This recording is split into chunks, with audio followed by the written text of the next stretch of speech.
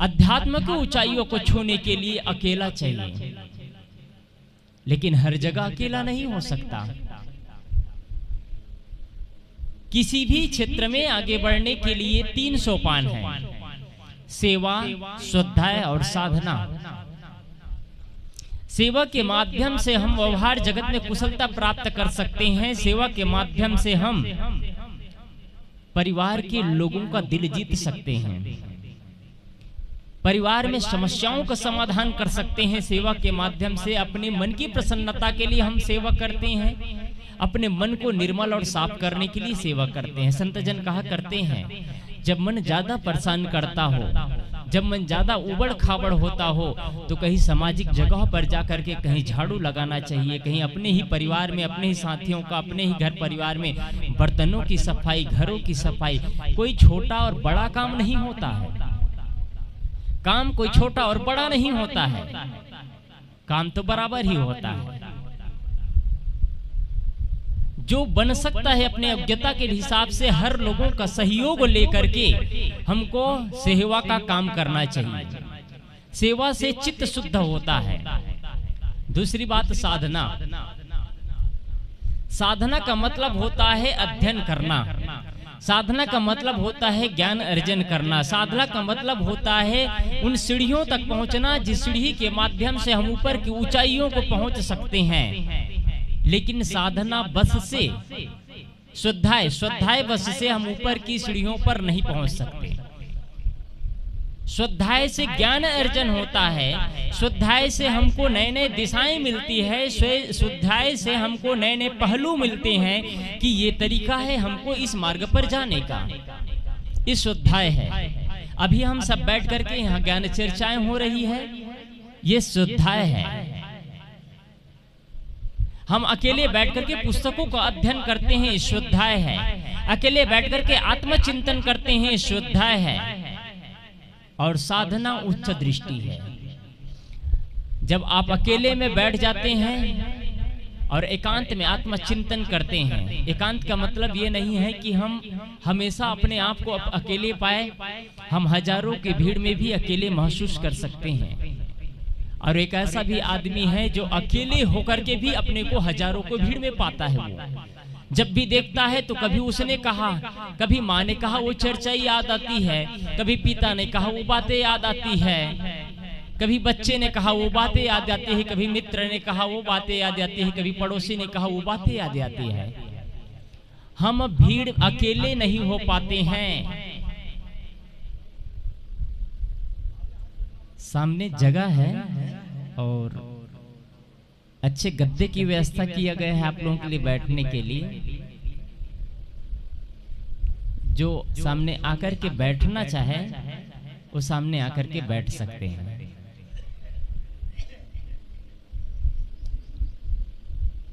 मैं कह रहा था सेवा, स्वाध्याय और साधना।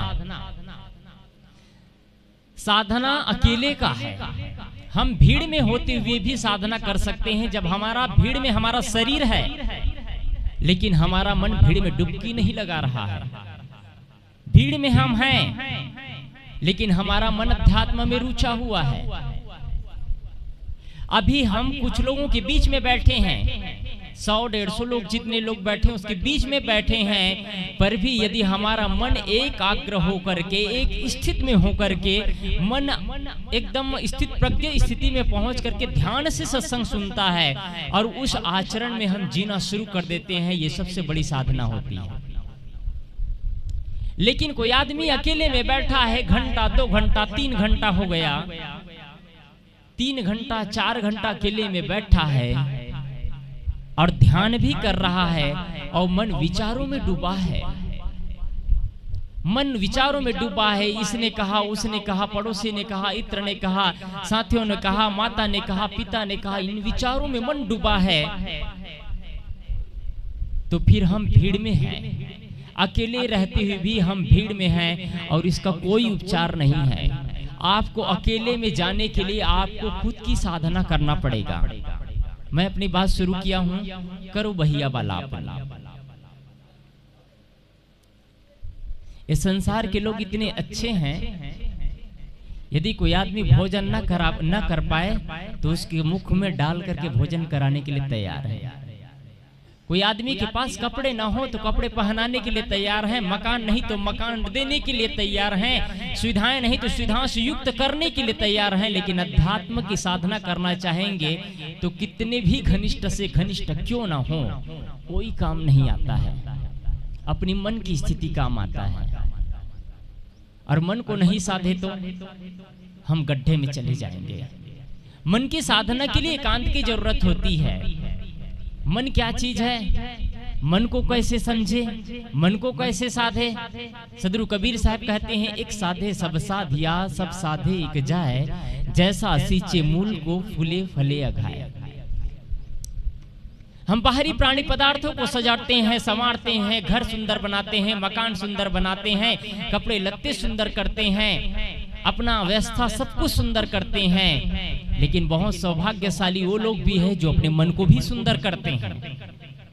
मन को कितना देखते हैं, मन के लिए कितना समय लगाते हैं, मन को कितना हम एकांत में रखते हैं, मन को क्या शोध पा रहे हैं, मन को क्या हम रिफाइंड कर पा रहे हैं कि मन वही कचड़े में पड़ा है, मन वही गर्दा गुब्बार में पड़ा है, तू मैं में लगा हुआ है। मन की साधना सबसे उच्च साधना है, और यदि मन को नहीं साधेंगे तो हम राग और द्वेष में जलेंगे। सदगुरु कबीर क्या कहते हैं, ई जग जरते देखिया अपनी अपनी आग, ऐसा कोई ना मिला जासो रहे लाग। इस संसार के लोग अपने अपने आग में जल रहे हैं। किसने जलाया है आग राग और द्वेष का? जब कोई बच्चा पैदा होता है तो उसका छोटा भाई है, उसका बड़ा भाई 5-7 साल का हो गया है, और जब उसके घर में बच्चा आता है तो वो झूम उठता है खुशियों से, मेरा भाई आया है, मेरे बहनें आई है। लेकिन जैसे जैसे हमारा शरीर जर्जर होता चला जाता है, हमारी बुद्धिजीवी प्राणी कहलाते हैं, बुद्धि विकसित होता चला जाता है, वैसे वैसे हमारे मन में गांठे परत के परत बढ़ते चला जाता है। फिर अपना भाई प्रिय नहीं लगता, फिर अपने बहन प्रिय नहीं लगते, फिर अपने माता पिता प्रिय नहीं लगते, फिर अपने परिवार के सदस्य प्रिय नहीं लगते, फिर हम उसे द्वेष बढ़ाना शुरू कर देते हैं। हम पढ़े लिखे समझदार लोग हैं, इंसान के पास इतनी बुद्धि है कि जो करना चाहे उस क्षेत्र में आगे बढ़ता है, और हम सब के सब आगे बढ़ते हैं। अध्यात्म क्षेत्र की ऊंचाई किसी को समझ में नहीं आता है। कोई बिरला होगा जो अध्यात्म क्षेत्र की ऊंचाइयों तक चढ़ता है, जो साधना करता है, पूजा पाठ करता है, अध्ययन करता है, एकांत में बैठता है, चिंतन करता है, वो दूसरे को दिखाई नहीं देता है। हम जो व्यवहार जगत में उपलब्धि प्राप्त करते हैं वो दूसरे को दिखाई देता है। अध्यात्म जगत की ऊंचाइयों को हम महसूस करते हैं। जब अकेले में बैठते हैं तो हमारी मन की दशा क्या होती है, इसको हम महसूस करते हैं। हम संतों के संग में रहते हैं तो उस समय हमारी मन की दशा क्या होती है, हम समाज से क्या ज्ञान अर्जन किए उसके हिसाब से हमारा मन का लेवल होता है। सदगुरु कबीर क्या कहते हैं, ई जग जरते दिखिया, इस संसार के लोगों को मैंने जलते हुए देखा है। ई जग, पूरे संसार के लोगों को, इसे एक दो को नहीं गिना रहे सदगुरु कबीर साहब, सब तो सब जल रहे हैं।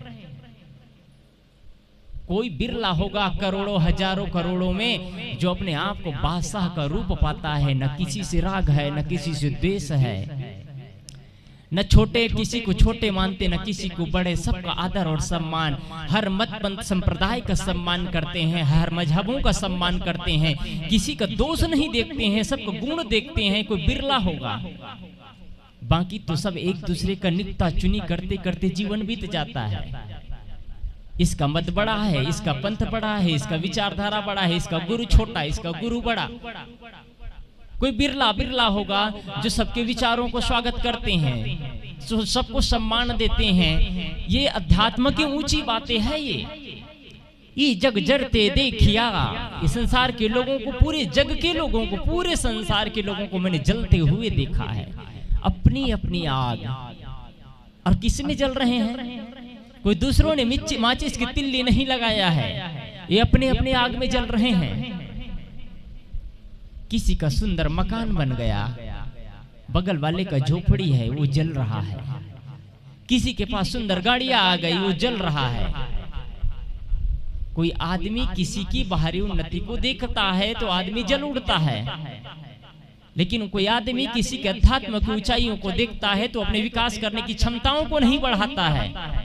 कि आदमी पूजा पाठ करता है, रोज सत्संग करता है, रोज माता पिता के चरणों में मत्था टेकता है, रोज अपने गुरुजनों पूर्वजों की यादों को पुनः स्मृति दिलाता है, पुनः पुनः उठ करके स्नान करके ब्रह्म मुहूर्त में एक दीप प्रज्वलित करके आरती उतार करके पूजा और साधना की ऊंचाइयों को छूता है। पूजा पाठ से क्या मिलता है? पूजा पाठ से जो दृश्य देखते हैं, जिनके चरित्रों को देखते हैं, किसी गुरु के, माता के, पिता के, आदरणीय के महापुरुष को एक बार उनको देखते हैं तो मन में स्मृतियां बन जाती है। यही महापुरुष, यही माता पिता, यही गुरुजन, इनके वजह से आज हमारी स्टेटस बना है, आज हमारी स्थिति इतनी अच्छी बनी है, न तो न जाने हम कहाँ होते। पूजा इसीलिए किया जाता है, पुनः पुनः हम उन बातों को याद कर सके जिनके वजह से आज हम होते हैं। पूजा का कारण यही होता है। वो पूजा से हमको उतना देर के लिए कम से कम हमको लगता है, और उनके दृश्यों को देखते हैं तो बार बार जब जब दृश्य देखते हैं तब तब हमारे मन में एक नई छवि तैयार होता है। इन्हीं वजह के इन्हीं महापुरुषों के बदौलत आज हमारी ये स्टेटस बना हुआ है। हम इन सारी चीजों को छोड़ते चले जा रहे हैं, अध्यात्म के रहस्य को नहीं जान पा रहे हैं। सदगुरु कबीर साहब कह रहे हैं, मैंने मूल बात पर आऊं, करो बहिया बल आपनी। जितने भी महापुरुष हुए हैं, बुद्ध, कबीर, महावीर, ईसा, मोहम्मद, रामकृष्ण, या माता पिता, सदा आचरण माता पिता जो अपने बाहों बल पर खड़ा होना सिखाया है। माँ वो होती है, किसी के कोख से बच्चा पैदा हो जाने के बाद बच्चे को लिखा देते हैं, पढ़ा देते हैं, बड़ा बना देते हैं। इतना मात्र से कोई माँ और पिता नहीं हो जाते हैं। माँ वो होती है जो बच्चों को अपने ही पैरों पर खड़ा होना सिखाए। माँ वो होती है जो अपने बच्चों को अपने बाहों पर भरोसा करना सिखाए, अपने बच्चों को स्वावलंबी बनाए। माँ वो होती है, माँ वो होती है जो दुनिया के किसी भी कोने पर यदि बच्चा चला जाए तो माता पिता का दिया हुआ संस्कार उसको गलत कदम की ओर आगे ना बढ़ने दे, गलत जगह आगे बढ़ने को ना दे। कहीं कहीं हमारी कमजोरियां हो जाती है जो हम अपने ही बच्चों को सही रास्ता नहीं दिखा पाते हैं, अध्यात्म के परिभाषाओं को नहीं बता पाते हैं। व्यवहार जगत की उपलब्धि हम सिखा देते हैं, व्यवहार में कैसे विकास करना है ये चीज हम बता देते हैं, लेकिन परमार्थ जगत में कैसा विकास करना है ये चीज से वंचित रह जाते हैं। अभी सोच लीजिए, 100 लोग लगभग बैठे हैं, कितने बच्चे हैं? और मैं समझता हूँ आप लोगों की महानता है जो यहाँ सत्संग में बैठे हैं, और मैं जितनी बातें बता रहा हूँ शायद इससे ज्यादा आप लोग जानते हैं, क्योंकि आज के सत्संगी नहीं है आप लोग, आज के सत्संगी नहीं है।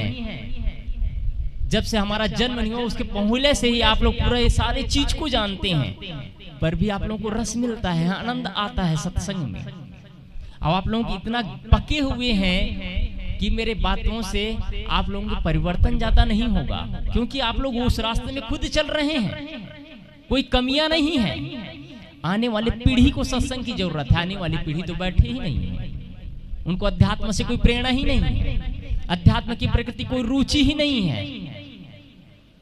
जो बीच की पीढ़ी है उनको तो रुचि नहीं है, तो आने वाले अभी वर्तमान की पीढ़ी को और कोई मतलब नहीं हो, तो मस्त है दुनियादारी में। करो भैया बल आपनी। आज की पीढ़ी अपने बाहों बल पर भरोसा नहीं कर पा रहे हैं। आज की पीढ़ियों को किन पर भरोसा है? परतंत्रता, खुद पर भरोसा नहीं है, खुद पर भरोसा नहीं। आदमी कहीं न कहीं आधार ले रहा है। आज की शिक्षा पद्धति भी अपने आप को स्वतंत्र नहीं बना रही है। आज की शिक्षा पद्धति पढ़ा करके कंपटीशन चल रहा है, कंपटीशन के आड़ में नौकरियां, यदि नौकरी नहीं मिली तो क्या होगा। आज की शिक्षा पद्धति भी स्वावलंबी नहीं बना पा रहा है। आज की शिक्षा पद्धति ये नहीं कह रहे हैं कि तुम पढ़ो, शिक्षा ज्ञान अर्जन करो और शिक्षा से जीवन जीने की कलाओं को स्थान दो, जीवन में निर्वाण की स्थिति को समझो, कैसे अध्यात्म की ऊंचाइयों तक छुआ जाता है, अध्यात्म की ऊंचाइयों तक पहुंचा जाता है। आज की शिक्षा पद्धति ये चीज नहीं बता रहा है। आज की शिक्षा पद्धति क्या हो गई है, अपना जो विषय है, सिलेबस जो चैप्टर है वो पढ़ाते हैं, जीवन की पाठ बिल्कुल नहीं, जीरो है। जीवन की पाठ जीरो है। कोई कोई टीचर होते हैं, मैं देखा हूँ, जो जीवन के रहस्यों को बताते हैं, कैसे जीना चाहिए, कैसे घर परिवार में जिया जाता है, कैसे माँ बाप का सम्मान किया जाता है, कैसे अतिथि का सम्मान किया जाता है, कैसे गुरुजनों का सम्मान किया जाता है। कोई कोई आध्यात्मिक टीचर होते हैं जो अपना विषय तो पढ़ाते हैं लेकिन अध्यात्म की बात भी बताते हैं, क्योंकि उसमें खुद गोता लगाते हैं। और आज की पद्धति सिर्फ नौकरियां सिखा रहे हैं, इतना पढ़ो, इतना कंपटीशन, इतना परसेंट लाओ तो तुमकी नौकरी मिल जाएगी। नौकरी मिलने से आज की शिक्षा से नौकर ही पैदा होंगे, मालिक पैदा नहीं हो सकते, क्योंकि दूसरे पर आधारित रहना सिखा रहे हैं।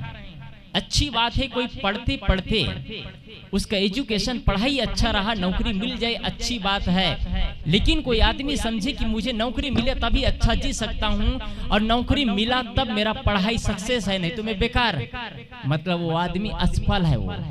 वो सिर्फ नौकर बनने के लिए पढ़ रहा है, सिर्फ नौकर बनने के लिए पढ़ रहा है, जीवन को समझने के लिए नहीं पढ़ रहा है। क्या करना है हमको? अपने बाहुबल पर भरोसा करना सीखना है। हर माता पिता अपने बच्चों को अपने बाहुबल पर भरोसा करना सीखे और सिखाए, अपने बच्चे को स्वावलंबी बनाए।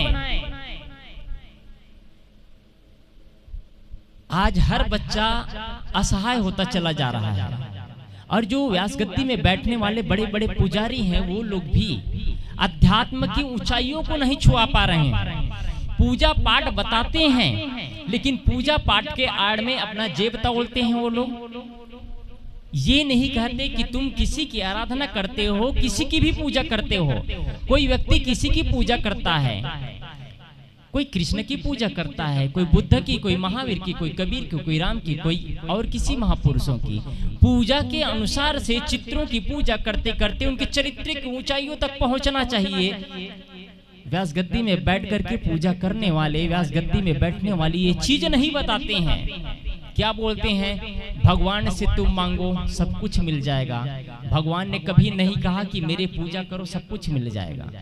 जब श्री राम को वनवास होता है तो श्री राम किसी भगवान और भगवती की पूजा करने नहीं जाते, गुरु के चरणों में मत्था टेकते हैं और वनवास के लिए निकल जाते हैं। किसी भगवान को मनाते नहीं हैं, जरूर इष्ट मानते हैं, महापुरुषों को पूजा भी करते हैं, लेकिन वो ये नहीं कहते हैं कि मुझे वनवास क्यों दिया, मुझे तो राजवंश चाहिए था, राजगद्दी चाहिए था। कोई सच्चे दिल से पूजा करे, किसी की आराधना करे तो उसकी पूजा गलत नहीं है, उसकी श्रद्धा है, वहां पूजा करता है। जैसे मैं कहा करता हूं कि गुरु द्रोणाचार्य, एकलव्य जब उनके पास में धनुर्विद्या सीखने के लिए गया तो धनुर्विद्या सीखने के लिए गए तो एकलव्य को कहा गया तुम नीच जाति से हो, क्षुद्र जाति से हो, इसलिए तुमको धनुर्विद्या नहीं सिखाया जाएगा, तुम चले जाओ। गुरु द्रोणाचार्य से हटने के बाद में एकलव्य एक मूर्ति बनाता है गुरु द्रोणाचार्य का, और जंगल में जाकर के धनुर्विद्या प्राप्त करना शुरू करता है। ब्रह्म मुहूर्त में उड़ता है, गुरु के पास जाकर के समर्पित होता है, आराधना करता है, हाथ जोड़ के सच्चे दिल से निकलता है। उसके बाद में आराधना शुरू करता है। एक दिन ऐसी स्थिति आती है कि शब्द भेदी बाण मारना शुरू कर देता है, श्रेष्ठ धनुर्विद्या प्राप्त कर लेता है। गुरु द्रोणाचार्य फिर उनसे दीक्षा लेता है, उनका अंगूठा ही मांग लेता है, क्योंकि उनको अपना श्रेष्ठ धनुषधारी अर्जुन को बताना था, एकलव्य को नहीं दिखाना था, क्योंकि उन्होंने अर्जुन को शिक्षा दिया था, इसलिए उससे अंगूठा ही दीक्षा में ले लेता है। उन्होंने समर्पण के साथ में गुरु के पास झुका और अपना ज्ञान अर्जन कर लिया। आज कितने लोग पूजा करते हैं?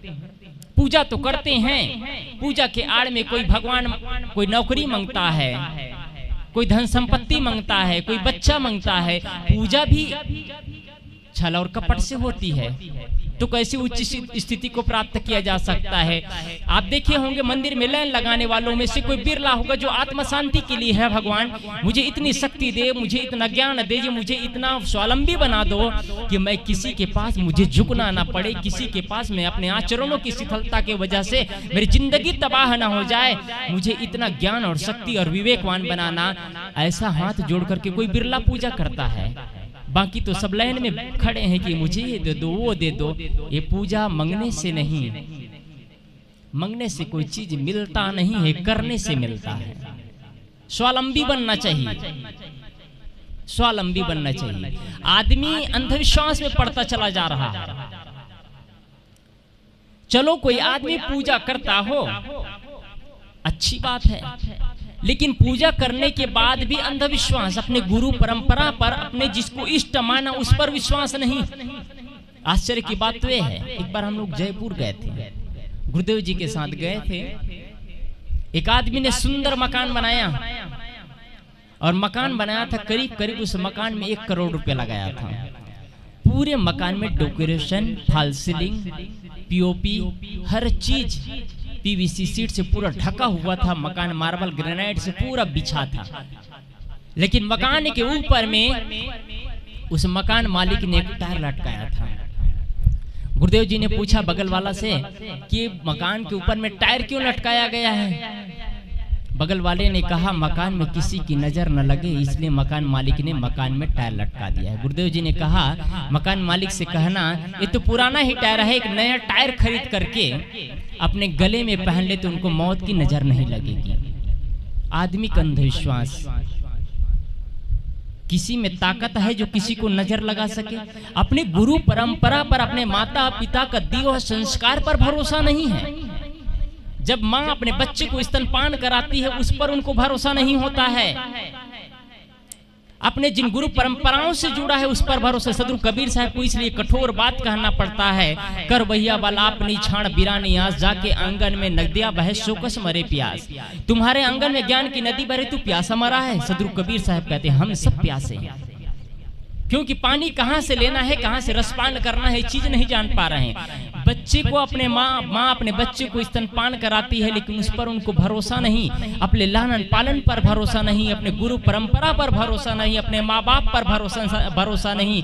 उनको अपने बच्चे के गले में एक ताबीज पहना देता है उस पर भरोसा है। बच्चे के पैर में धागा पहना दिया उस पर भरोसा है। हमारा कबीर पंथ शिक्षा नहीं देता है। निष्ठा की परिभाषा तो बताता है कबीर पंथ। निष्ठा और प्रेम से झुक जाओ तो मूर्तियों में भी जान छिड़का जा सकता है। एकलव्य का उदाहरण मैंने दिया। जब हम किसी मूर्ति की पूजा करते हैं तो यदि सच्चा भक्ति हो, श्रद्धा हो, अपनी अपनी भक्ति, मैं नहीं मानता तो मेरे लिए तो नहीं है, लेकिन कोई मानता है उसके लिए तो है। मुझे तो कोई फर्क नहीं पड़ता है, कोई मूर्ति हो कुछ हो, लेकिन फर्क तो जरूर पड़ता है। एक जगह आप आदमी रास्ते से गुजरता है तो रास्ते में गुजरते गुजरते सिर्फ हीरो हीरोइन का फोटो हो, उधर से गुजरेगा तो आदमी देखेगा गलत दृश्यों को दिखता है, मनमैला होता है। एक और रास्ते से गुजरता है जहां बुद्ध, कबीर, महावीर, ईसा, मोहम्मद, रामकृष्ण का चित्र लगा है, उधर से गुजरते हैं तो एक नया दृश्य बनता है, एक नया इतिहास रचता है मन में। यही महापुरुषों के बदला आज हम टिके हुए हैं। इसलिए हम दृश्यों को देखते हैं, इसका प्रभाव पड़ता है और दृश्यों के आधार पर हमारा जीवन भी बदलता है। दृश्यों के आधार पर हमारे मानसिक स्थिति बदलती है, उनके चित्रों का वर्णन होता है। हम कोई चीज को देखते हैं, इसलिए अच्छे महापुरुषों की फोटो लगाना चाहिए, घरों में याद करना चाहिए, उनकी घरों में याददाश्त बने रहे, बच्चे देखे तो उनका स्मरण तेज हो। मैं कह रहा था अपने बाहुबल पर भरोसा। जब आदमी सुंदर सुंदर गाड़ियां लेता है, एक गाड़ी का निर्माण किया जाता है मोटरसाइकिल का ना, तो आप जिस गाड़ी को 1 लाख रुपए में लेते हैं उस गाड़ी को निर्माण करने में 1 करोड़ रुपया भी लग जाता है। जब पहली बार किसी गाड़ी का निर्माण किया जाता है, स्ट्रक्चर उसकी बॉडी बनाया जाता है, प्रथम बार न्यू स्थापित किया जाता है, उसको बार बार ट्रायल किया जाता है, बार बार चेकअप किया जाता है, कहीं फेल तो नहीं हो जा रहा है, कहीं दम तो नहीं तोड़ देता है, कहीं ब्रेक फेल तो नहीं हो जाता है, ना जाने कितने बार ट्रायल किया जाता है।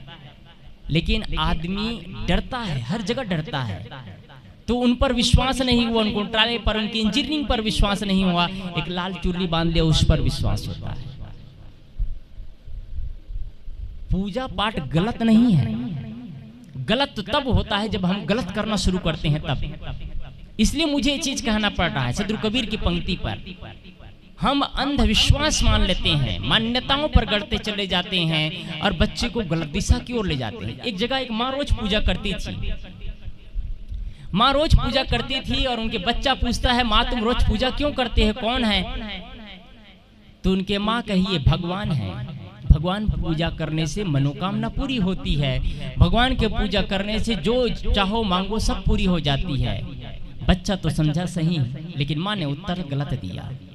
माँ को उत्तर देना चाहिए था, बेटा ये हमारे महापुरुष है, हमारे माता पिता है, हमारे गुरुजन हैं, इसकी पूजा और पद्धति पूजा करने से हमारे मन में एक नया स्मरण तेज होता है, जैसे कंप्यूटर में रिफ्रेश बटन होता है तरोताजगी करने के लिए, वैसे ही ब्रह्म मुहूर्त में उठ करके स्नान करके एक बार अपने महापुरुषों को गुरुजनों को याद करने से मन की शुद्धि होती है, मन में समर्पण का भाव जगता है। ये उत्तर देना चाहिए था, लेकिन माँ ने कहा बेटा भगवान की पूजा करने से सारी मनोकामना पूरी होती है, जो भगवान से मांगो वो मिल जाता है। माँ ने गलत उत्तर दिया और आज हर माँ गलत उत्तर दे रही है। भगवान की पूजा करो सब मनोकामनाएं पूरी हो जाए, कैसे हो जाएगा? ये गलत उत्तर है। भाव सही हो, दिशा सही हो तो कुछ उपलब्धियां मिल जाती है, लेकिन उन्होंने गलत उत्तर दिया। बच्चा का एक दिन पेपर था, एग्जाम हॉल में एक प्रश्न आया था। 3rd क्लास का बच्चा, पेपर में उनका एग्जाम में एक क्वेश्चन था कि छत्तीसगढ़ की राजधानी कहाँ है। बच्चा पेपर दिलाया, छत्तीसगढ़ की राजधानी उन्होंने लिखा बिलासपुर। जैसे एग्जाम हॉल से बाहर निकाला, अपने मित्रों से पूछते हैं तुमने छत्तीसगढ़ की राजधानी में क्या डाला? मैंने तो छत्तीसगढ़ की राजधानी में बिलासपुर डाला। उनके मित्र कहते हैं तू गया, 10 नंबर तेरा कट गया। वो बच्चा क्या कहता है, नहीं अभी मेरा कुछ नहीं बिगड़ा है, मेरा भगवान सब कुछ बना देगा। वो आदमी दौड़ करके जाता है, मम्मी के पास भोजन के लिए बैठता था, वो मम्मी के पास भोजन के लिए नहीं जाता है, मंदिर में जाता है जहाँ पूजा और अर्चना होती है। एक कक्ष बना है उसमें, और वहां जाकर के पूजा अर्चना शुरू कर देते हैं। माँ पूछती है बेटा तुम रोज मेरे पास भोजन के लिए आते थे, आज ऐसी क्या बात है कि तू भगवान के पास बैठा है? बच्चा फिर से प्रश्न करता है। आज के बच्चे गूगल बॉय है, एक प्रश्न करो दूसरा प्रश्न उत्तर दो, दूसरा उत्तर प्रश्न खड़ा है। बच्चा फिर से प्रश्न करता है। माँ भगवान से जो मांगो सब मिल जाता है ना? माँ पुनः उत्तर गलत देती है। माँ को पुनः उत्तर कम से कम सावधानी से देना चाहिए। माँ को उत्तर ये देना चाहिए भगवान सिर्फ सहायक होता है। यदि हम सही मिला रहे हैं, मन स्वच्छ है तो हमारा सहारा बनता है, और हमारा मन गलत है तो साथ देने वाला कोई नहीं है, ना माँ ना गुरु ना शिष्य ना कोई भगवान साथ देगा। ये उत्तर देना चाहिए था, उन्होंने उत्तर गलत दिया। भगवान से जो मांगो मिल जाता है। बच्चा कहता है माँ मेरा एक प्रश्न था कि छत्तीसगढ़ की राजधानी कहाँ है, मैंने उत्तर में बिलासपुर लिखा हूँ। माँ ये चाहता हूँ कि उस उत्तर को काट करके भगवान उसको सिर्फ रायपुर कर दे। माँ बोलती है बेटा संभव नहीं, संभव नहीं। सदगुरु कबीर साहब क्या कहते हैं, करो बहिया वाला अपनी छाण बिरानी आस। अपना सिस्टम अपने बाहों बल पर खुद स्वावलंबी बने। आज आदमी को अपने गुरु परंपराओं पर विश्वास नहीं हो रहा है। अपने गुरु परंपरा पर विश्वास नहीं हो रहा है। आदमी अंधविश्वास में ढकेलता चला जा रहा है। आज के पढ़े लिखे और समझदार लोग अंधविश्वास में पढ़ते चले जा रहे हैं। सभ्यताएं खत्म होती चली जा रही है। जहां रोका जाता है, जहां टोका जाता है, उनके विचारों को सुनना पसंद नहीं करते हैं। संत गुरुजनों के करीब नहीं जाते हैं। देखिए मूर्ति पूजा और गुरु पूजा दोनों में सक्सेसफुल हो सकते हैं आप। मूर्ति पूजा और गुरु पूजा में अंतर क्या है? मूर्ति पूजा से एकलव्य श्रेष्ठ धनुर्विद्या प्राप्त कर लेता है। उनके पास बुद्धि थी इसलिए वो श्रेष्ठ धनुर्विद्या प्राप्त कर लेता है। मूर्ति पूजा से आप उतना विकास करेंगे जितनी आपकी बुद्धि होगी। यदि आपका समर्पण सही है, आपकी बुद्धि सही है, तो उनके चित्र से चरित्र तक आप पहुंचेंगे। हम उनके चित्र से चरित्र तक पहुंचेंगे यदि बुद्धि सही है तो मूर्ति पूजा से। और हमारी बुद्धि सही नहीं है तो हम पूजा पाठ भी करते रहेंगे, गुटखा तंबाकू बीड़ी सिगरेट अंडा मांस मछली शराब का सेवन भी करते रहेंगे, कोई परिणाम बदलने वाला नहीं। मूर्ति कभी बोलेगा नहीं, मूर्ति कभी नहीं बोलेगा बेटा तुम गलत कर रहे हो। लेकिन यही पूजा आप उसकी पूजा कर रहे हैं, लेकिन कोई आदमी मूर्ति की भी पूजा कर रहा है, लेकिन गुरु की भी पूजा करता है। गुरु के पास जाएगा, गुटखा खा करके जाएगा, गुरु बोलेगा बेटा तुम गलत कर रहे हो, तुम्हारा चाल ढाल ठीक नहीं है, तुम्हारा खान पान ठीक नहीं है, तुम बीड़ी सिगरेट तंबाकू का यूज कर रहे हो, शराब का यूज कर रहे हो, घर में मदिरालाई का यूज कर रहे हो, घर में तांडव शुरू कर दिए हो, तुमने घर के माहौल को नरक बना करके रखा है, पढ़े लिखे और अशिक्षित, पढ़े लिखे होकर के अशिक्षित जीवन जी रहे हो, लाल पीले काले मूंगे गाल को मुंह को रंगे रहते हो, कैसे सुंदर जीवन का निर्माण नहीं कर पा रहे हो। गुरु बार बार टोकते हैं, बस इतना ही अंतर है। लेकिन कोई श्रद्धा से अपने जीवन को रोज रगड़ता है, रोज मांझता है, साधना करता है और किसी मूर्ति का पूजा कर लेता है तो उनका सहारा ही बनता है। लेकिन किसी का मन भी खराब हो और कोई गुरु की पूजा करे, कोई मूर्ति की पूजा करे तो गुरु टोकेगा बस, लेकिन बदलाव नहीं आएगा। मैं अपने मूल बात पर आऊं। सदगुरु कबीर साहब की मैंने पंक्ति कहा, अध्यात्म की कुछ ऊंची बातें, सदगुरु कबीर साहब के हर पंक्तियों में अध्यात्म की बहुत ऊंची बातें रहती है। मैंने बीच में कहा कि एक साधे सब साधिया, सब साधे एक जाए, जैसा सींचे मूल को फले फूले अगाए। एक को साधने से सब सदता है और सबको साधने से केंद्र में मूल है मन, वो चला जाता है। मन की साधना, मन को आदमी जो साधता है उनकी गुरु पूजा श्रेष्ठ होती है, जो आदमी मन की साधना करता है उनकी मूर्ति पूजा भी श्रेष्ठ हो जाता है। और जो आदमी मन को नहीं साधता है वो कहीं भी पूजा कर ले, 1 घंटा नहीं 4 घंटा भी पूजा करे। मैं ऐसे बहुत से लोगों को जानता हूँ जो ब्रह्म में मुहूर्त में उड़ता है, उठ करके स्नान करता है, स्नान करने के बाद रोज अपने माता पिता की पूजा करता है और गुरु और मूर्ति की भी पूजा करता है। उनका जीवन और चाल ढाल देखो तो अनुकरणीय है, वो कभी गलत नहीं बोलता है, कभी किसी के साथ छल नहीं करता है, कभी किसी के साथ कपट नहीं करता है। मैं ऐसे लोगों को जानता हूँ। इसलिए हम पूजा पाठ भी करें स्वच्छ निर्मल मन से करें, तब हमारा पूजा पाठ भी सफल है। अब पूजा पाठ भी कर रहे हैं, मन को भी गलत दिशाओं की ओर ले जा रहे हैं। दूसरी बात, एक और खास बात ये कहना चाह रहा हूँ, आप सब कबीर पंथ से जुड़े हैं और सौभाग्यशाली हैं कि इस क्षेत्र में हर महीना मासिक सत्संग होता है, अच्छा आयोजन होता है और इस आयोजन में बड़े उत्साह से सब दूर दूर से आए हैं, 10-15 किलोमीटर दूर से आए हैं। आने वाली पीढ़ी को अवसर दीजिए। आप लोग तो इतना पके हैं, मैं जितना बोल रहा हूँ शायद उससे ज्यादा आप लोग बोल लेंगे, मुझे पता है, लेकिन आप लोगों की उदारता है जो हम सबको स्थान दिए हैं। आप लोग इतना पके हैं, आप लोग आए सुनते हैं, आप लोग सदगुरु कबीर की बीजक मूल बीजक के पक्के हैं, इसलिए बीजक चिंतन बीजक विचार पर आप लोग चिंतन करते, आने वाली पीढ़ी को संस्कार दे, आने वाली पीढ़ी को सभ्यताओं की परिभाषा बताए, आने वाले पीढ़ी को खान पान की पवित्रता बताए। आज बिरला घर होगा जिस घर में बच्चे का दांत मुंह काले पीले रंगे नहीं होते हैं। आपके बच्चे, आपके आने वाले पीढ़ी आपका रिस्पेक्ट कर सके, सम्मान कर सके, आपके व्यक्तित्व के वजह से। कोई पैसा के वजह से किसी का सम्मान और रिस्पेक्ट नहीं करता है, आचरण की वजह से सम्मान और रिस्पेक्ट करते हैं बच्चे। आप सबका बोलना अच्छा है, आपका खान पान की पवित्रता अच्छा है, तो आपके बच्चे आपका सम्मान करेंगे, आपके प्रति झुकेंगे। आप बच्चों को वो संस्कार और शिक्षा दीजिए कि बच्चे आपके दुनिया से कितने हजारों किलोमीटर दूर चले जाए, तब भी आपका दिया हुआ संस्कार उसको पल पल याद दिलाए, उनको मदिरालय की तरफ पैर न बढ़े। माता पिता के प्रति, गुरुजनों के प्रति झुकना सिखाए। हमारे वेद में 4 देवता है, मातृदेव, पितृदेव, आचार्य देव और अतिथि देव। यही माता पिता की वजह से आज हम होते हैं, गुरुजनों और आचार्यों की वजह से आज हमारा अस्तित्व होता है। नहीं तो हम न जाने कहाँ होते, किस दिशा में होते, कहाँ चले जाते, कहीं नालियों में पड़े होते, कहीं गंदे कीचड़ों में हम मुंह मारते होते, क्या जिंदगी होती। यही गुरुजनों और महापुरुषों की वजह से, माता पिता की वजह से। इसलिए सर्वप्रथम आप किसी देवी का, देवता का, किसी चित्र की पूजा करते हैं, उसकी पूजा आराधना आपका अच्छी बात है, लेकिन घर में माता पिता की, गुरुजनों की पूजा होनी चाहिए। पूजा क्या है?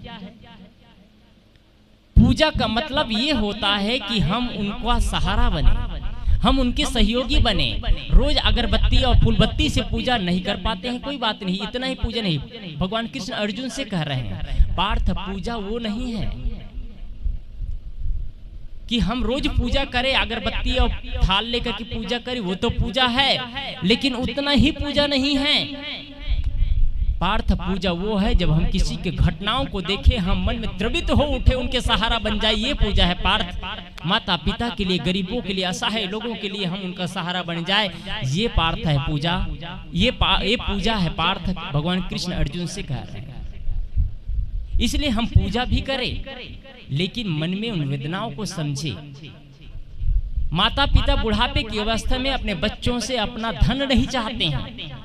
एक व्यक्ति पूजा करता था, बहुत बड़े व्यक्ति है, करोड़पति, बड़े व्यक्ति उसी को कहा जाता है आज की जमाना में। एक संत के पास गए और संत के पास जाकर के कुछ बैठे, उन्होंने कहा पूजा पाठ करते हो? संत ने पूछा, उन्होंने कहा हाँ भगवान पूजा पाठ करता हूँ। और कुछ समय बचता है? कहा नहीं, मेरे पास 15 मिनट का समय बचता है, उस 15 मिनट को निकाल करके मैं पूजा पाठ करता हूँ। माता पिता के पास समय दे पाते हो? संत कह रहे हैं कि भगवान उतना समय नहीं है। संत ने कहा एक काम करना, तुम जिसकी पूजा करते हो पूजा छोड़ देना। अब जो 15 मिनट समय बचता है ना, उस 15 मिनट को माता पिता और बच्चों को देना, इससे बड़ी पूजा कुछ भी नहीं हो सकती है। यदि इसके बाद तुम्हारे पास समय बचता है तो तुम पूजा और आराधना करना, इस कोई गलत नहीं है, लेकिन प्रथम पूजा वो है जो अपने माँ बाप को हम समय दे सके, अपने बच्चों को समय दे सके। आज हर व्यक्ति के पास समय की कमी आ गई है। धन बढ़ता चला जा रहा है, परिवार बढ़ता चला जा रहा है, बंगले, गाड़ी, घोड़े, मकान, दुकान, सारा चीज बढ़ रहा है, लेकिन समय कम पड़ता चला जा रहा है। आज अपने ही माँ बाप के लिए समय नहीं है, अपने ही माँ बाप के सुख दुख में हम साथी नहीं बन पा रहे हैं। एक करोड़पति आदमी इजराइल में रहता है, ये थाईलैंड में, वो इंडिया में है, उनके पिता खत्म हुए। उनके पिता खत्म हुए तो उनको फोन किया गया कि तुम्हारे पिताजी खत्म हो गए, क्या अंत्येष्टि में आ पाओगे? पुत्र बोलता है मेरी अभी बहुत इमरजेंसी काम चल रहा है, मैं जितना समय में आऊं और जाऊं, इमरजेंसी टिकट लूं तो कई लाख रुपया चला जाएगा, मैं नहीं आ सकता, तुम लोग अंत्येष्टि कर लेना। माता पिता का संस्कार, माता पिता ने या तो सही संस्कार नहीं दे पाया या बच्चे गलत दिशा में भटक गए। एक व्यक्ति अमेरिका में रहता है, संपन्न हो गया है, नौकरी कर रहा है, इंडिया में आया, अपने मम्मी पापा से बोलता है, 5-7 दिन घर में रहा, मम्मी पापा से बोलता है मम्मी पापा तुम लोग भी यूएस चलो, हमारे जाप वहाँ अच्छी से लग गई है, यहाँ क्या करना है? मम्मी पापा भी बाद में खुश हो गए, कहे ठीक है बेटा तुम जैसे कहो, तुम ही तो हमारे सहारा हो, बुढ़ापे की स्थिति है, हमको और क्या चाहिए, तुम साथ में हो। तुम एक काम करते हैं, मम्मी पापा से कहा यहाँ की जितनी संपत्ति है सबको बेच देते हैं। सारी संपत्ति को बेच दिया, पैसा ट्रांसफर कर दिया और चले गए मुंबई के एयरपोर्ट में। एयरपोर्ट में जाने के बाद मम्मी पापा है, उनके साथ में उनके बच्चे हैं, उनकी पत्नी है और वो स्वयं 5 लोग हैं। गए और मम्मी पापा को कहे तुम लोग बैठो, हम लोग अपना सामान एडजस्ट करके आ रहे हैं। सामान पकड़ करके गए, 1 घंटा हो गया, 2 घंटा हो गया, 3 घंटा हो गया। 3 घंटा बाद लोगों से पूछते हैं क्या इस व्यक्ति को जानते हैं आप? ये मेरे बच्चे हैं, मुझे यूएस ले जाने के लिए आए थे। उन्होंने कहा मैं आ रहा हूँ और यूएस जाने की बात थी। कहीं यूएस का फ्लाइट तो कब से उड़ चुका है, अभी से करीब 2 घंटा पहले से यूएस का फ्लाइट उड़ चुका है। कहीं से सहारा लेकर के उनके पास में 1 रुपया भी नहीं था। सब कुछ संपत्ति बेच करके पैसा ट्रांसफर कर लिया अपने अकाउंट में, सब कुछ बेच दिया, बेच करके पैसा अपने अकाउंट में ट्रांसफर कर लिया। माँ बाप के पास 1 रुपया नहीं था। वो एयरपोर्ट में बैठे रह जाए, किसी के द्वारा मोबाइल नंबर कहीं लिखा पड़ा था, मोबाइल से अपने परिजन को फोन किए, उनके परिजन आए और ले गए। क्या ऐसे संस्कार चाहिए? एक दिल्ली की घटना है, एक है जनरल मेजर साहब थे, उनके 3 बच्चे थे, तीनों बच्चे का एक साथ शादी किया। जनरल मेजर साहब का बच्चा था, जब भी कहीं जाते थे अपना पहले नाम बताने से पहले वो टाइटल में देते थे हम जनरल मेजर साहब के बच्चे हैं। जैसे ही जनरल मेजर साहब का नाम लगाते, उनका नाम से लोग उनका सम्मान करना चाहते थे।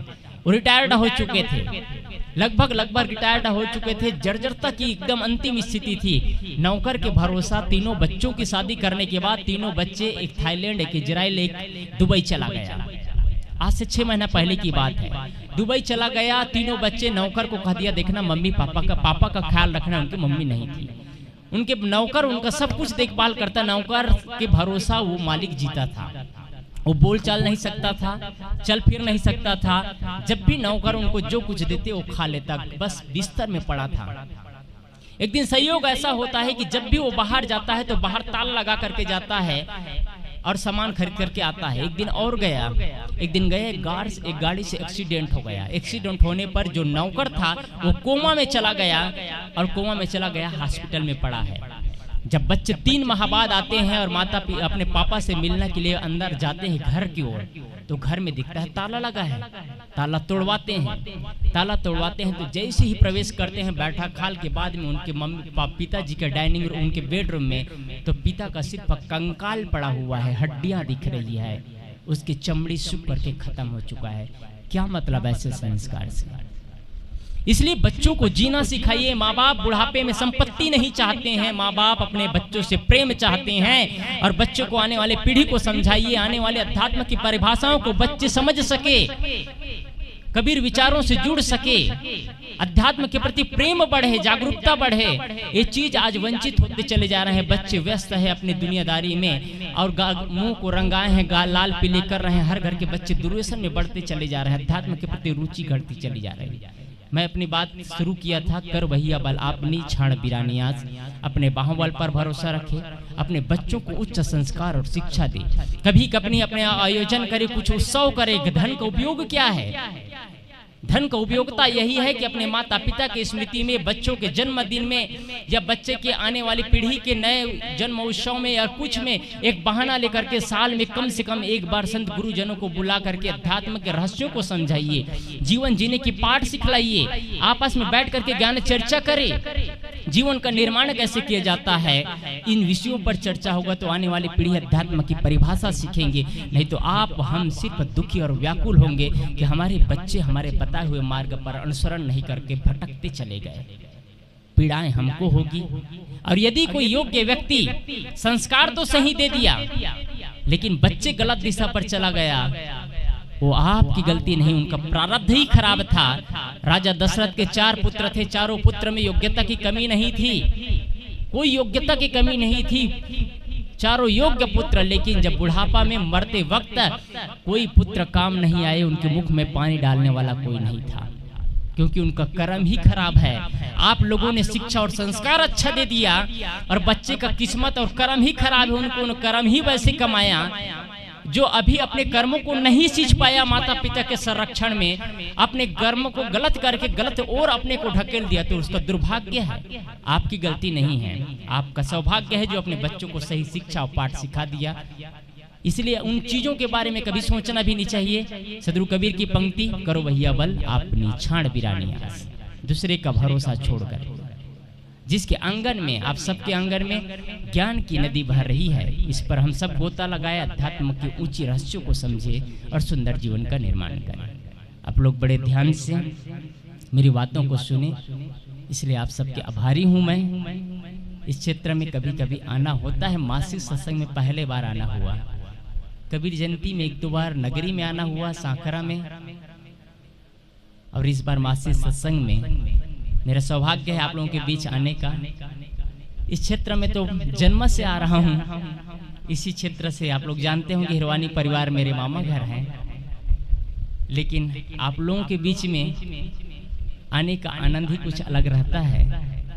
जब अपने ही मित्र मिल जाए, अपने ही विचारों को समझने वाले और समझाने वाले मिलते हैं, तो उसके बीच कुछ अलग आनंद होता है। और आप सब पक्के हैं पारक ज्ञान के, इसलिए बहुत अच्छा लगा आप लोगों के बीच आकर के। आप सबके आभारी हैं। बोलिए सद्गुरुदेव की।